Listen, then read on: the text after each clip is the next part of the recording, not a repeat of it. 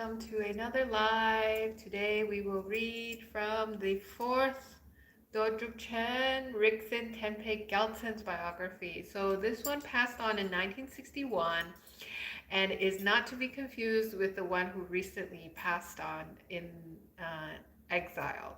Because this one, he actually never went into exile and he went to prison in China occupied Tibet, and that is why perhaps he is lesser known. So let's get into it. Kyabche Rigzen Tenpe Gyaltsen, the fourth Dodrupchen Rinpoche, was an embodiment of great wisdom and miraculous power. Rinpoche was born in the fire rabbit or fire hare year of the 16th Rabjung 1927 in the upper Mar Valley of Golok in eastern Tibet. His father was Gyurme Dorje of Wangda, one of the 8 tribal groups of Pemabon, which is one of the 3 divisions of the Golok clan. His mother was Melo of the Ling tribal group. He had the marks of the letters Hari Nisa at his heart, which was a sign from a terror prophecy which says the manifestation of the Lord Padmasambhava named Pawo will tame the beings with his esoteric disciplines. At his heart, Hari Nisa letters appear clearly. Whoever is connected with him will be freed from inferior births. At the age of 4, he was recognized as the Tulku of the third Dodrupchen by many lamas, including Amdo Geshe Jampal Rope Lodro, a great Gelug master, and Tulku Dorje Dradro, 1891 to 1959. Tulku Dorje Dradro was a great Tirtong, the youngest son of Dudjom Lingpa and the youngest brother of the third Dodrupchen.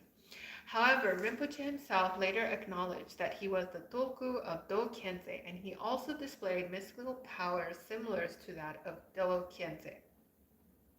I haven't read the biography, but it's also in this book if you're interested. When Rinpoche was 4 years old, with great ceremony, he was enthroned at Dodrupchen Monastery simultaneously with Rinpoche Thupten Chenle Palzang, so the one who recently passed on, the other Tulku of the third Dodrupchen. After that, the 2 Rinpoches had their reading lessons together, and they lived together until their late teens. At the age of 7, both Rinpoches studied the scriptural texts with Lushu Khenpo Kunchuk Drome until Khenpo died in 1936, when they studied with Chokur Khenpo Kangnam, Kyala Khenpo Chochok, and other scholars of Dodrupchen Monastery for a number of years. At the age of 11,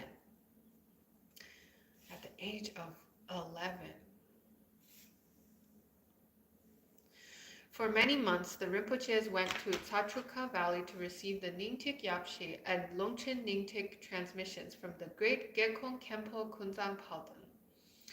So as you may or may not recall, the first Dodrupchen received the Ningtik teachings from Jigme Lingpa himself, and I learned recently that it was his Mahaparinirvana a few days ago. So we remember Jigme Lingpa, Om Ahom Vajraguru Pema Siddhi Om. In his childhood, Rinpoche did not exhibit any miracles, but as he grew up, Rinpoche Thupten Chenle Palzang stopped displaying miracles. Then he started to display his own power. At the age of 19, both Rinpoches went to central Tibet for a year-long pilgrimage. Rinpoche did a short retreat at Kalri Thokar, the place where Longchen Rabjam lived. At many places he had visions and saw the theirs to be discovered, but he chose to ignore them as he was surrounded by serious-minded monks. Rinpoche and I went for a walk. This is his companion Yangchul telling the story, into a canyon. He wanted us to make many pegs with the twigs of a thorny bush. After making them, looking at a high, steep, and flat-faced rocky hill, he said, "Is that rock there? In that rock there are termas. Shall we go to see them?" I said yes. When we got there, he put the pegs into the rock as if in mud, and using them, he kept climbing up, and I followed him. Then we reached a huge cave. In it, we chanted the 7-line prayer and the prayer for spontaneous accomplishment of wishes of Guru Rinpoche. At that moment, a piece of the wall of the cave opened like a window. In the window-like hole, we saw many statues and caskets. Also, there was a stone in the shape of an arm.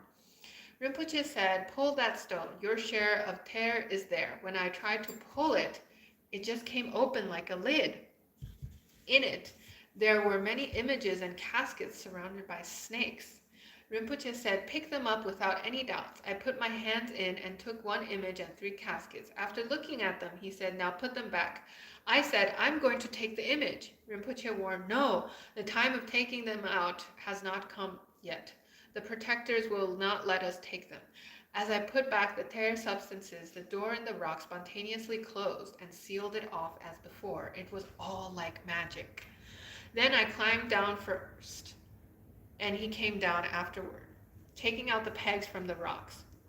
I told him, "Rinpoche, let the pegs stay. We will need them when we return." He said, "No, if people see them, they will laugh at us, saying 2 crazy people have been here." When he had finished picking out the pegs, there was not even a trace of his having nailed the pegs into the rocks. Now I know that it was an amazing display. Amazing display. Shandar. Chamatkar. Hindi is Chamatkar is miracle. Sometime after their return from central Tibet, Rinpoche made his main residence at Gepel Ritro, the hermitage of fostering virtues, where the 3rd Dodrupchen stayed for most of the last half of his life. This hermitage is situated between the summit of the sky-touching mountain in a mirror-like field of green grass painted with wildflowers. Sounds like Bhadarwa in Jammu. One of my Jammu friends, he's from Bhadarwa, and I recently learned that they have their own language from that book about Kinori language. Yeah, it's not even Dogri, so I was like... The field was surrounded by walls of tall evergreen pine and juniper trees. Beyond the wall of trees, at a far distance, you can see the waves of ranges of high-rising mountains on the other side of the Do Valley. Some mountains are dressed in trees, some are covered with gray, reddish, or bluish rocks, and others are occasionally caped with snow. They give an illusion that they are forming a wall behind the walls of tall trees, or rather that day and night are there guiding you. Day and night they are guarding you. Rinpoche studied many texts, but the scope of his studies wasn't broad. Still, he was a scholar by nature, as Jigme Lingpa was. We remember him on his Mahaparinirvana. He was tall and slim compared with other lamas of Golok, with wide, bright, powerful eyes. He was an amazing speaker both for Dharma teachings and in social conversation. He was a good painter, a master of chanting, and skilled in making dormas and mandalas. Even though he lived simply, he was highly dignified, and even when he talked silliness, it was teachings. Even when he acted unpredictably, he was always the most trustworthy person. And even while he lived and died in prison, by his presence he brought the light of Dharma into the lives of many fellow inmates. From the age of 20, except when he was giving empowerments or teachings or traveling outside the monastery, he would not sit on thrones or preside over ceremonies as the Vajra master. He enjoyed sitting on a cushion and acting as the master of chanting or the master of performance, or sometimes playing the ceremonial flute, which are designations of lower rank. In the woods at the hermitage, there was a high seat of stones from which the 3rd Dodrupchen once taught. For a long time from this seat, Rinpoche also taught Tsokpa Chenpo to Tulku Jigme Punsok, and about 20 selected disciples. Around this time, he discovered teachings as Tsokpa Chenpo on Cho practice as Ter. Soon Rinpoche became seriously sick. He was thought to be affected by having been poisoned on his trip to central Tibet a couple of years before. His face and tongue and urine became dark or bluish, like Neil Kant. Many of his teeth, including 2 front teeth, cracked. Many lamas, including Khenpo Kangnam and Kyala Khenpo, gathered at the hermitage and for many days prepared Rinchen Rubu, a special healing or purifying medicine. On the day he was supposed to take the medicine, it just disappeared and the cup was empty. People interpreted this as a bad omen and started losing hope, but as Rinpoche was always unpredictable, all the signs of his sickness slowly disappeared with no logical explanation. Later, on one of his trips to Amdo, he had gold caps put on his two front teeth. For many young people, gold caps were the fashion, but for him it was to preserve his cracked teeth. One day, he told his students to arrange clay for making images of Longchen Rabjang and Jigme Lingpa. When the clay was ready, he told them, "You make the image of Longchen Rabjang. I will do the image of Jigme Lingpa." The next day, he built the seat and lower part of the image of Jigme Lingpa, which was about 2 feet high. When he reached the waist, he stopped working on the statue for days. His students kept asking him to finish because otherwise the clay would become dry and he wouldn't be able to work on it. He continued and said, "Whenever you finish the image of Longchen Rabjang, I will finish mine." When his students informed him that they had finished their statue, he told them, "Make preparations for consecration tomorrow. I will finish my statue then." The next day, they saw the upper body of Jigme Lingpa had completed itself and was very beautiful. It was hard to know whether it was made of clay or stone. At the heart of the image, they could all see clearly a small image of Samantabhadra consorts in a ring of 5 colors. Khenpo Khanum saw images that looked like the 84 Mahasiddhas on different parts of its body. Different people also saw different images. Some saw Guru Rinpoche with consorts, while others saw 8 Vidyadharas and so on. Later, this image was given to Tulku Jigme Punsuk, and he witnessed many miracles and heard music where this image was kept on the ceremonial days.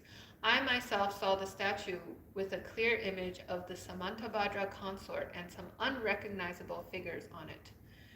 Rinpoche wasn't happy with the location of the kitchen of the hermitage, as smoke from the kitchen was affecting the shrine room and library. One day he came to the kitchen and, making a circle with his foot on the huge stove made of stones, said the kitchen wasn't here during the third Dodrupchen's time, and he went away. Then, next morning, when the cook came to the kitchen, every stone of the stove had disappeared. Suspecting that someone could have moved them, people looked into the woods through the hermitage for hours. But there was no trace of anyone, and they concluded that Rinpoche had done one of his demonstrations. I myself saw the place from which the stove had disappeared just a couple of days after it was actually gone. During his stay in the hermitage, Rinpoche sponsored an annual 10-day ceremony of 100,000 tok offerings with about 30 or 40 selected monks. During these ceremonies, from the tok offering cakes, a stream of nectar in the form of tasty white liquid kept dripping, and it filled many small pots. I attended one of those ceremonies when I was about 7 or 8 years old. If Rinpoche wished, whatever object he concentrated on, such as a pot, a painting, or a table, would be possessed by the presence of a dharmapala, and it would move. Frequently, he would use a square table with 4 legs. On top of it, there was a square box filled with mystic diagrams, precious or semi-precious stones and metals, and dry grain.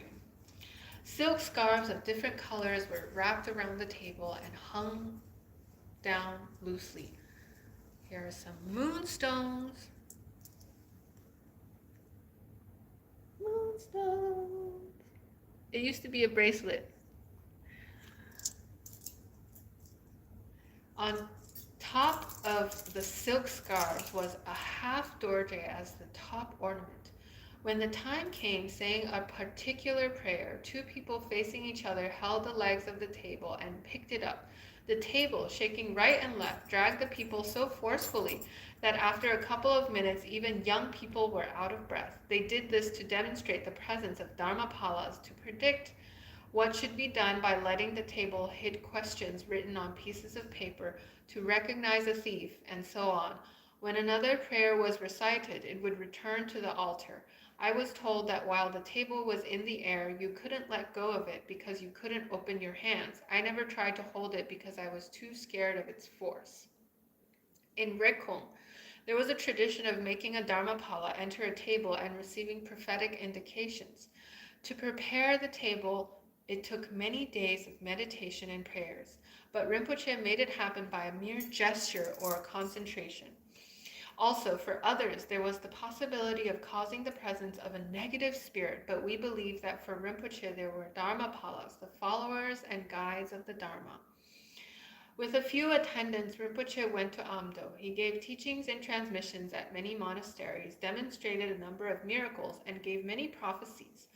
At Kurda Monastery in Rekhong during a long life ceremony, Rinpoche asked Alak Choatso, a tulku of Choying Topben Dorje's son, to hold the end of an arrow made of dried bamboo, and he pulled it. The arrow lengthened by about 2 feet. One day he visited an old hermit in a cave who was a disciple of the previous Dodrupchen. The hermit said, Rinpoche, today you must display a miracle. Until you display a miracle, I won't let you go. He sat at the door of the cave, blocking the way out. Rinpoche told him, if you let me go, I promise that I will display a miracle. Upon that assurance, the hermit allowed him to leave. When Rinpoche got out of the cave, he said, I fooled you, and rode away. The hermit was disappointed not only because Rinpoche didn't display any miracle, but because he broke his promise.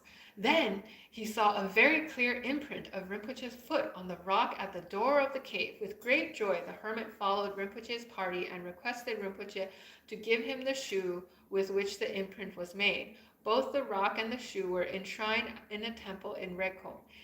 In Rumei Valley, Rinpoche made a knot in an iron rod. He crushed a crystal ball as if it were dough and left his hand imprints on it. He healed many who were sick or were believed to be possessed by spirits.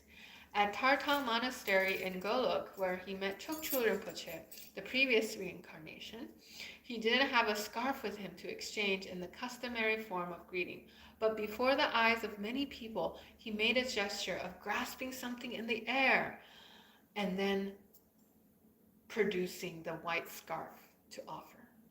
Whenever Rinpoche went on trips to distant places, he demonstrated amazing miracles, but then he would make his attendants promise not to repeat the story when they got back to the monastery, for the Khenpos and senior lamas will get upset.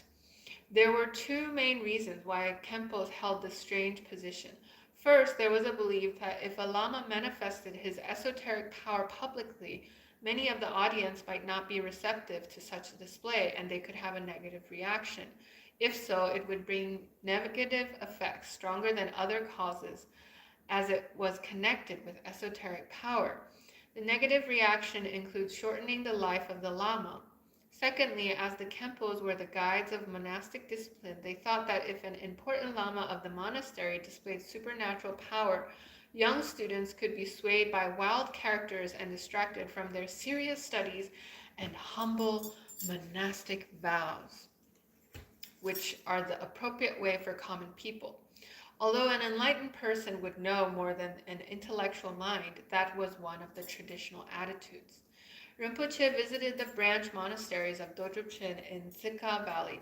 At Sanglung Monastery, while giving long life empowerments to Lama Lunpo, he pulled on a long life arrow made of a dried branch and lengthened it by about 1.5 feet. For years it kept growing until it was destroyed. Then he visited the branch monasteries of Dodrupchen and Gyaltsen. At Do Khyentse's temple, at the Kaokung pilgrimage place in the Tokyap Principality, Rinpoche tossed a drink in the image to the image of Do Khyentse, and the image absorbed the drink. Rinpoche visited the temple of the self-arisen Avalokiteshvara image in Chokyap. Soon after Rinpoche left, Trikuntang, an important Gelug Lama who still lives at Laptrang Monastery in Amdo, visited the temple. Trikuntang said to the image as a prayer, "You are Avalokiteshvara. Dodrupchen is Vajrapani. I am said to be Manjushri. The 3 classes of Buddhas and Bodhisattvas are gathered here. Please show a mystical sign. At that moment, before the eyes of all who were there, from the mouth of the image a stream of greenish nectar descended. I saw the greenish water kept in a bottle at the temple just a couple of months after the event. Rinpoche moved back to the monastery. The annual ceremony of 100,000 tok offerings at the hermitage changed into an annual tsechu, or 10th day public ceremony at the main monastery. Hundreds of monks performed the great ceremony for 1 week. At the end of the week, the young monks performed various stages of rites and meditations in the form of a mystical dance for 4 days. Now, for Westerners, such a performance is simply known as a Lama dance. Rinpoche had prepared the most exquisite brocade and silk costumes and well-made masks for the performers. At first, people thought by making the simpler and private ceremony at the hermitage into a bigger and public ceremony at the monastery, they would lose the miracles such as the streams of nectar. But soon people witnessed other kinds of miracles. Once, rice pudding cooked for a few hundred monks did not run out, even after feeding hundreds of lay people who came to see the performances.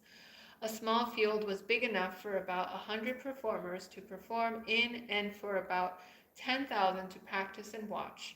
During the Dharmapala procession, about 20 tables and many lances with Dharmapala flags were possessed and moved here and there wildly. Then, with an elaborate party, Rinpoche traveled to Mewa, Kubung, Xining, Rekong, Lanzhou, and finally to Lapchang Monastery in Amdo. At Lapchang, he was given permission by the monastery to let his attendants train in performing the drama of King Songzan Kampo. The monastery never taught others, but at the time of the death of the 5th Jamyang Shepa, 1916 to 1946, he told his attendants, "One day from the south, someone will come saying, I am the propagator of the drama performances. When he comes, you must teach him." So his attendants, remembering the words of the late Jamyang Shepa, gave all the teachings to Rinpoche's students. Rinpoche returned to the monastery with magnificent costumes, makeup, and musical instruments for the drama. Rinpoche himself composed 2 additional performances, the lives of Trime Kundin and of Drowa Dzangmo. Because of the rich costumes and perfect training, the performances were a wonder in the Golok area, where people had never witnessed such performances before. All the performers were monks playing the roles of both men and women, wearing makeup. Today, the tradition of Rinpoche's drama performances has been revived at many places in Do, Mar, and Ser valleys. The Khenpos had objections, thinking that drama performance must be a distraction from serious studies, meditation, and discipline, but they themselves enjoyed them so much that the senior-most Khenpo Kangnam, even requested a special performance for himself. At the age of 25, Rinpoche traveled with many monks to Tartseto, Kangding.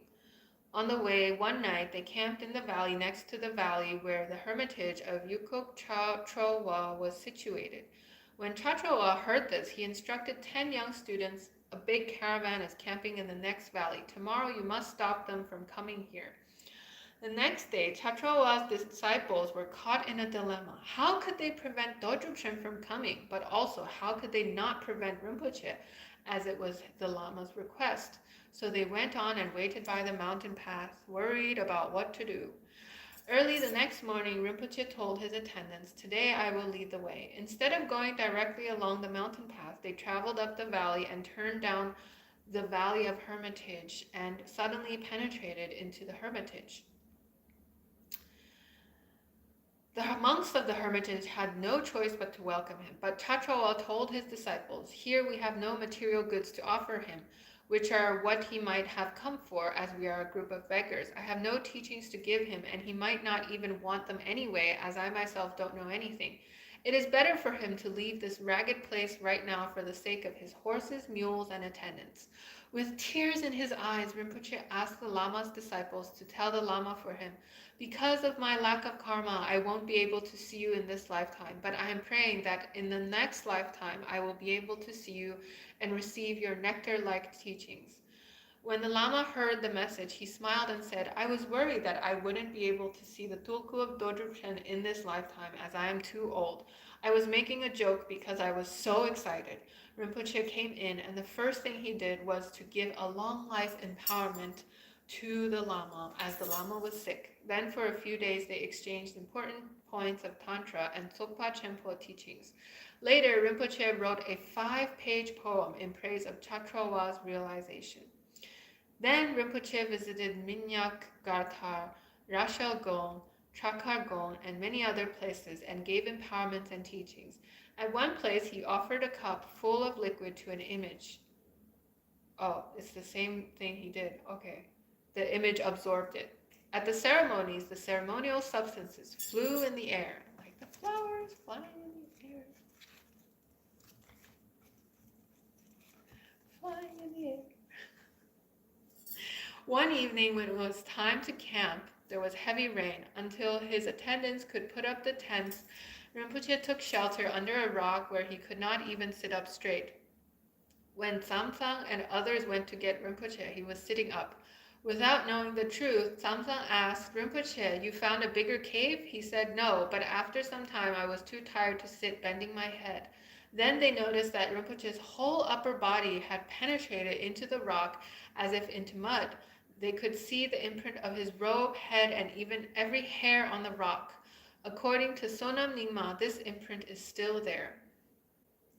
In Tarse-do, Rinpoche stayed at Dorje Trak and the seats of Do Khyentse and gave transmissions and teachings to the king of Chakla and thousands of others. It is said that he discovered a number of earth tear, but I have no more information. When he visited Rikukushok, one of the important lamas of Tarse-do, Rinpoche crushed a glass and left the imprint of his hand. Dondrup, Rikukushok's nephew, told me that he saw it at his uncle's place. From Tarse-do, Rinpoche visited Chengdu and Chongqing, and he returned to Dodrupchen Monastery in 1952. Soon he established the Rigne Lopdra, the science college. Rinpoche sponsored 50 students to study grammar, writing, poetry, rites, drama, chanting, mandalas, tormas, painting, medicine, and astrology. He brought many famous Tibetan doctors and astrologers from other places to teach the students. He opened a free clinic with free distribution of medicine. Rinpoche started to live anywhere without maintaining a fixed residence for himself. He never locked himself up in the private sanctuary of a room. He was always there without even a door to lock for all to come in to see him, to listen to him, and to give all the help that he could provide. He was devoting his life to taking care of all, especially the poor and eager young monks. For years until I left the monastery in 1957, day after day, before dawn until late at night, he himself led people, mostly the poor ones, in prayers, ceremonies, meditations, and studies. He shared with them his own room, food, and clothes. He entertained them by telling amazing stories, trained them in various skills, and enlightened them by giving Dharma teachings. Whatever treasures or possessions people offered him, he would accept them, but sometimes it seemed that he was so eager to get rid of them. A couple of times a year, he would distribute not simple things, but jewels, silk, silver, and clothes to needy people with his own hands. Many times it happened that he had dispersed all his funds for Dharma projects or given them to people, and he hadn't kept anything even for a proper meal. Rinpoche calmed the senior monks who tried to tell him otherwise by saying, "It will be my greatest joy in life if I can help the lives of people, especially those who are really in need, in every possible way. We should be happy if we can spend all the things we are given for the purpose of benefiting the people. Soon we are going to have the days when we will not have the right to even enjoy a cup of tea." I myself heard these very words from Rinpoche many times.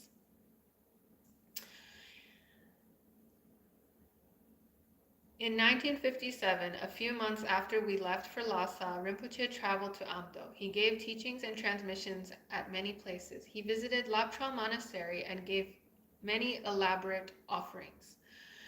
Then he made a visit to Xining at the Golden Temple of Gyaltsen in Kumbung Monastery, where Gyaltsen was born. He performed a 7-day offering ceremony, inviting 25 geshes to participate. Every day he made prayers and aspirations for the development of Dharma, peace, and happiness for all motherly beings. All beings have been our mothers, as Garchen Rinpoche said. According to the late Khenpo Nalong Sherab and others, Rinpoche told his attendants, if anybody wants to escape, this is the last chance to leave for Lhasa. At this, his attendants urged him to leave, and at one point he gave in to their pressure. His attendants even made arrangements for his party to leave for Lhasa. Then, on one of those prayer days at Kupu, with great distress, Rinpoche told Tultrim Gyatso, one of his main attendants, I saw a golden temple with 3 stories, and all of it disappeared behind a mountain. Now the life of Dharma and the happiness and peace of people are ended. I am not going to leave. I can't abandon my monks and people. I will return to the monastery and try to give the pure transmissions and teachings of Nyingtik Yapshi and Longchen Nyingtik one more time for the last time. Then, visiting many Nyingma monasteries and giving teachings on the way, he returned to the monastery. In 1958, many important lamas of various places assembled spontaneously at Dodrupchen Monastery without anything having been arranged. Rinpoche first gave teachings on Nongdro. Then, with elaborate arrangements, he and hundreds of monks performed a 7-day ceremony of Gensong Zhongwa on the peaceful and wrathful deities. It was followed by the empowerments of the Longchen Nyingtik, each empowerment accompanied by detailed explanations. Then he gave teachings on Yeshe Lama as well as on Khandro Kegyam. Then he started to give the empowerments of Nyingtik Yapshi. For each empowerment, with the exception of the vase empowerment, he divided the recipients into groups of not more than 5 people. Each empowerment was accompanied by instructions and then meditation on them for days to qualify for the next empowerment. While the empowerment was going on, he told his attendants, at the end of these transmissions, we are going to perform an elaborate tsok offering ceremony. Every material thing that I own should be spent for that. At the completion of the empowerments, everybody performed an elaborate tsok ceremony together. Soon thereafter, the army suddenly attacked the monastery. As people begged him, Rinpoche and many lamas escaped into the forest to hide. The monastery was totally ransacked. Some monks were killed and others were arrested. After spending weeks in the forest, Rinpoche surrendered to the authorities at Namda in Sikka Valley. Although he was assured by the authorities through emissaries that he wouldn't be arrested, he was immediately arrested. Then, as a prisoner, he was taken to the Padma County headquarters and kept there for some time. In 1959, he was taken to one of the most infamous massive prison camps in the barren landscape of Qinghai, about 500 miles from home, to serve his life sentence. His kin and disciples didn't know where he was for years. He was one of the prisoners who had to work at hard labor. Because of the prison system and also the severe famine, prisoners mostly had to live on thin gruel for 1960 and 1961. So it's basically like grits in the South of America. However, it was a state prison, and if you didn't say or do anything against the rules and did your hard labor, then it was a place for slow death by hunger and labor, but not so much by the torture of beatings as it was in the local prisons. In this prison, he was the only prisoner from Dodrupchen Monastery, but there were a number of his disciples from other regions. So later we heard about his life through some of those who survived and were released. I heard that in both county and national prisons, even if he was a mistreated, sick, and hungry person, he seemed somehow cleaner and more cheerful than the others, always absorbed in peace. He seemed never to care about himself, but was sad because of what people were going through. In the national prisons, sometimes he secretly shared a small amount of food with others who were weaker than himself. After he got sick, he didn't have to go to work, and his share of the porridge was brought to his bed. With great joy, he would use it as a tsok offering and then would enjoy it. Then he had an operation, and then he passed on, and Rinpoche wrote some advice to be taken out of the prison. At the bliss chakra at the crown of my head, O Lama, the embodiment of the Buddha of the 3 times, I pray to your compassion that is faster than lightning. You are not far away, but in my own heart. The vivid awareness of the devotional mind, free from reference points, is the presence of the Lama. The presence of this is oneself. The presence of this in oneself is wonderful.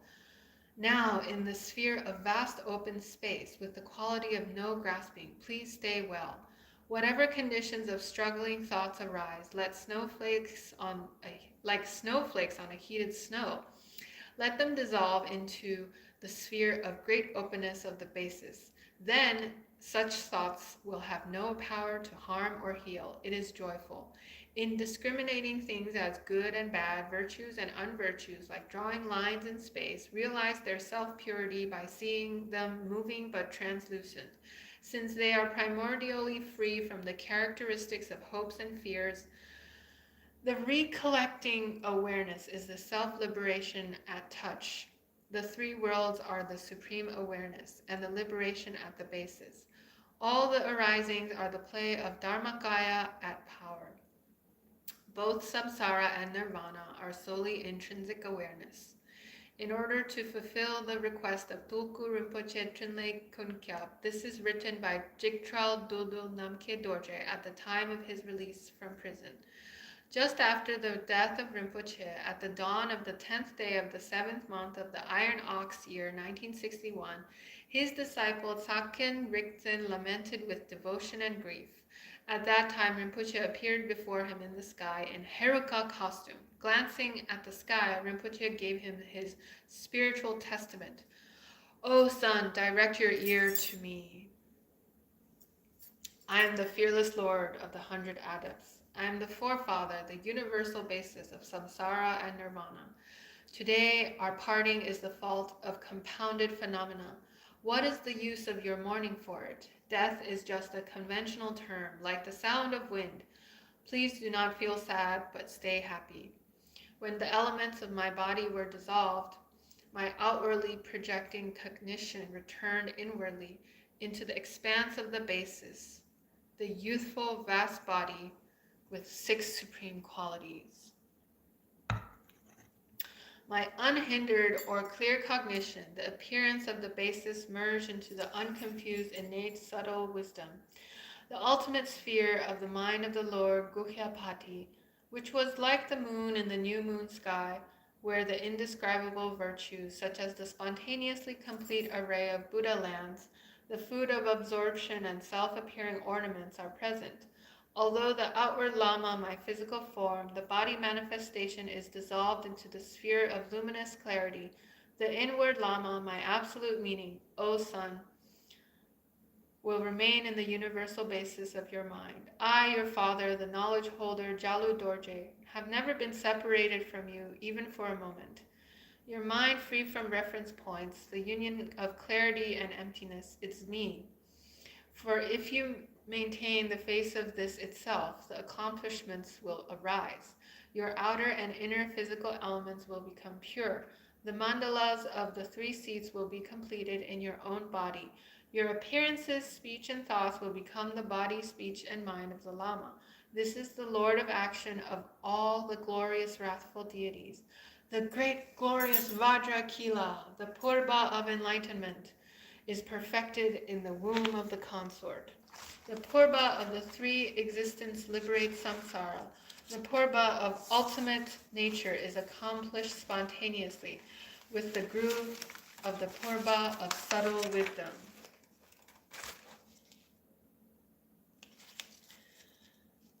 The movements of air and energy and mind are liberated into the avaduti, and the heart channels of apprehended and apprehender are eliminated. The purba of freedom from elaboration is perfected at its basis.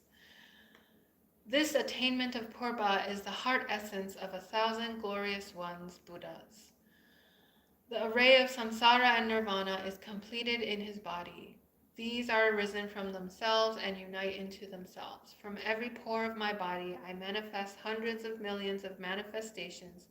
Especially my mind manifestation will appear in Gage. The body manifestation will appear in pool. Soon something will appear in my native valley. My manifestations and tantric traditions will appear as the light of the moon. You will have the fortune of serving them.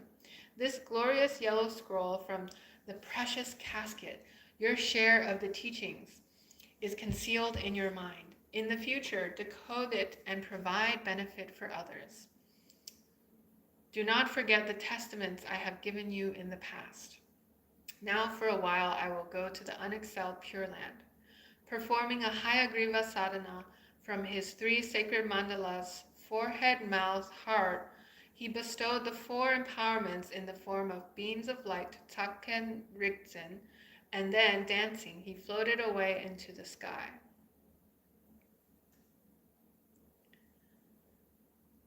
In Golok and Amdo, there are about 6 young lamas who have been displaying miraculous powers, and unofficially they have been acknowledged as his incarnations. However, Tulku Jigme Longyang, born in Puchung Risarma tribal valley in Do Valley, Risarma tribal group in Do Valley, has been recognized by Dodrupchen Monastery as Rinpoche's Tulku and has been living at the monastery. Thank you so much for listening, and see you guys next time. Signing off, this is Adrienne Chan.